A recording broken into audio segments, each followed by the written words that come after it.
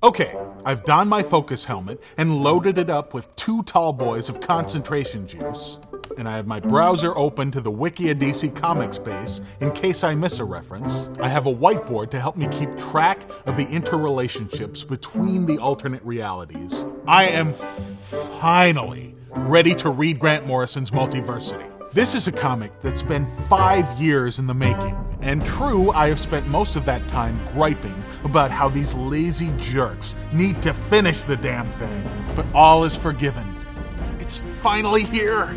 Visionary / lunatic / Scotsman Grant Morrison has conceived of a mind-bending 8-issue miniseries that sprawls across 52 parallel universes, which feature everything from a Nazi Superman to a vampire Batman to the spoiled, lazy children of superheroes who live like characters in MTV's The Hills. Multiversity is so complex that it comes with an intricate map.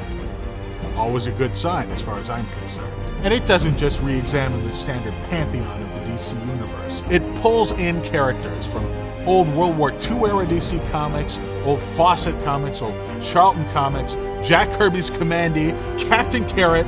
Suddenly, it feels like devoting my life to keeping track of all this junk was actually a worthwhile endeavor. I was born to read this. And Grant Morrison was born to write it. He was shaped from childhood to be a comic writer.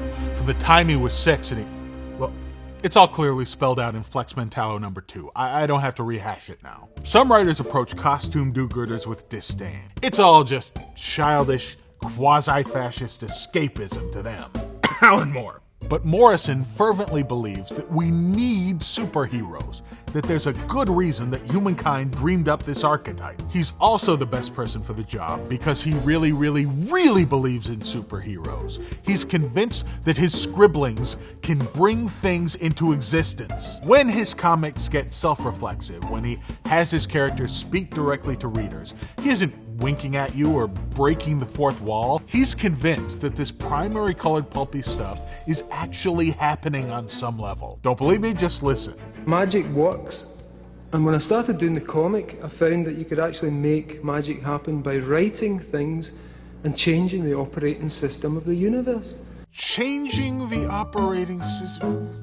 What does that even mean, Morrison? I didn't can. Are you blootered? Your bum's out the window. Look, I don't care how far out there he is, as long as he channels all of that craziness into his work. But one thing concerns me. If Multiversity appeals this much to an obsessive like me, it's probably not going to be a mass market phenomena in any way, shape, or form. Will it sell so poorly that DC abandons all of the crazy new worlds that Morrison is dreaming up? The solution is clear. I'll have to create a sigil and cast a protective spell. Zatanna Zatara Shazam! Multiversity shall outsell Batman and Amazing Spider-Man combined. It shall not flame out faster than Marvel's new universe. Morrison, I did my part. It's completely your fault if this chaos magic baloney doesn't work.